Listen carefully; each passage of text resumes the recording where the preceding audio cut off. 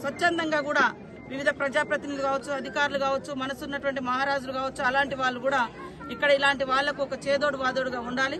Government ఇవాళ CM గారు కూడా ఆల్రెడీ కోదాడ, హుజూర్ నగర్ అటు రావడం జరిగింది. ఈ రోజు మళ్ళీ ఖమ్మంలో పర్యటిస్తున్నారు. రేపు కూడా మహబూబాద్ లో వారి పర్యటన ఎట్లా అనేది ఆలోచన చేస్తున్నాము. ఖచ్చితంగా ఉంటది. కాబట్టి ప్రజలకు ఒక ధైర్యాన్ని ఇవ్వండి.